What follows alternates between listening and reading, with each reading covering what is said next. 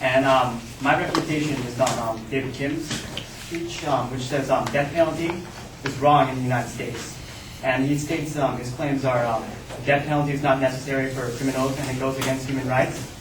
Arbitrariness and fairness on death penalty has been issued, and death penalty has many problems other than killing people. However, my claim is that the death penalty is right and necessary in the United States.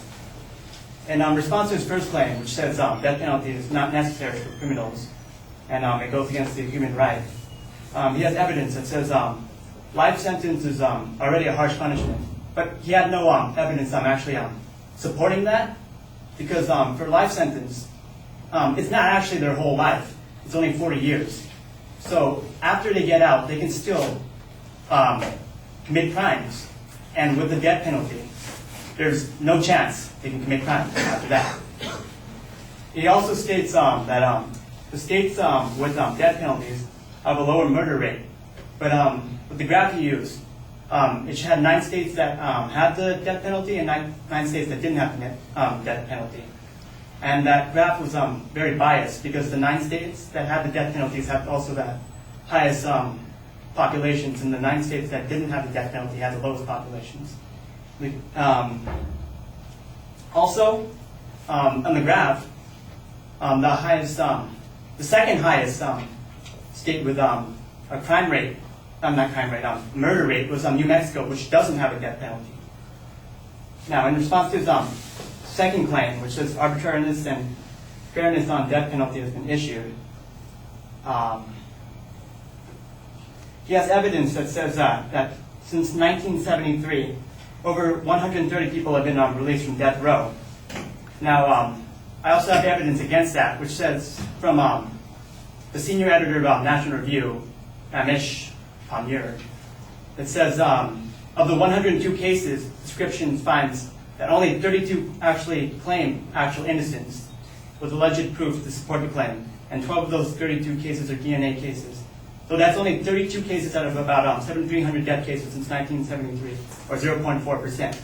The other cases were just thrown out because there wasn't enough evidence to prove it, or it was unconstitutional. Now, he also states that people that are actually innocent go to jail. However, I have this quote from Stephen Stewart, who's a prosecuting attorney for Clark County, Indiana. He says, no system of justice can produce results which are 100% certain at all times. Mistakes will be made in any system which relies upon human testimony for proof.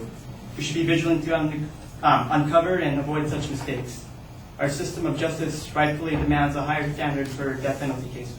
However, the risk of making a mistake with the extraordinary due process applies in death penalty cases is very small, and there is no credible evidence to show that any innocent persons have been executed, at least since the death penalty was reactivated in 1976. The inevitability of a mistake should not serve as a grounds to eliminate the death penalty, any more than the risk of having a fatal wreck should make automobiles illegal. Another evidence he had for his claim states that the death penalty was actually biased against minorities. However, I have this quote by Roger Clegg from the Center of Equal Opportunity that states, the fact that blacks and Hispanics are charged with capital crimes out of proportion to their numbers in the general population may simply mean that blacks and Hispanics commit capital crimes out of proportion to their numbers. Capital criminals don't look like America. No one is surprised to find that more men than women in the class. Nor is it a shock to find that this group contains more 20-year-olds than 80-years-olds. And if, as the left tirelessly maintains, poverty breeds crime, and if, as it tirelessly maintains, the poor are disproportionately minority, then it must follow, as the left entirely denies, that minorities will be overrepresented among criminals. Now, in response to his third claim, it states death penalty has many problems other than killing people. He has evidence that says it does not lower the crime rate. However, I have the study from the Pepperdine University that says every inmate who was executed results in 74 fewer deaths the following year.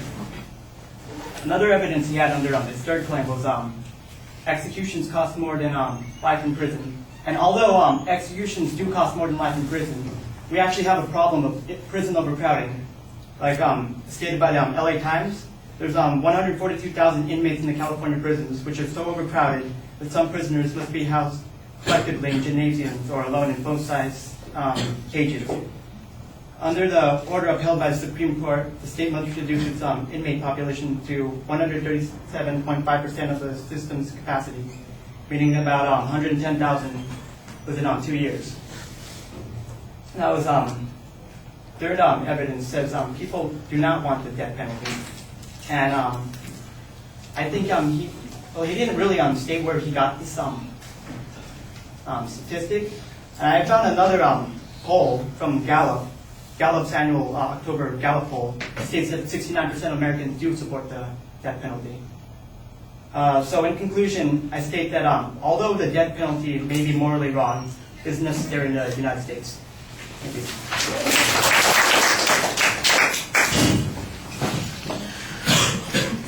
All right, quickly, everything is pretty well organized. I thought on some of the points that you had better analysis of the advocate's evidence and reasoning. For example, the state-by-state comparison that you used at the first. On the deterrence issue at the end, you basically just present a counterclaim and some quick evidence that doesn't really develop, and there's not really any discussion of what the advocate's point on this was.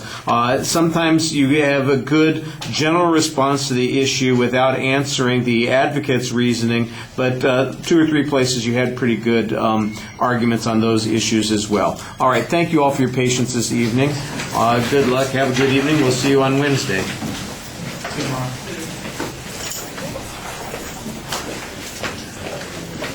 I was going to ask if you got a peer value sheet that you threw to your email. I'm sorry, you need what? If you got my peer value sheet, I was you know what? I got some stuff. I didn't download everything that I got. I have to look at it still. So, okay. But it's a peer evaluation for somebody else's Yeah. speech. I know I got some things. I'm sure it came through, but I'll double check. All right, and All right. I was sure. This is something that you needed from before, right? Yeah. Okay. All right. I had some question about if you got my paper, but I guess you did. So is everyone else going on Yes, Wednesday? everybody else needs to be ready Wednesday. We got through quite a few folks today. I don't know what the number is, but I think everybody. like 10, something like that. Oh, we had at least 10. Yeah, we had more than 10. So I don't want to count them, but everybody else is supposed to be ready. Yeah, we should be getting through 14 or 15 tonight. So all the rest should be on.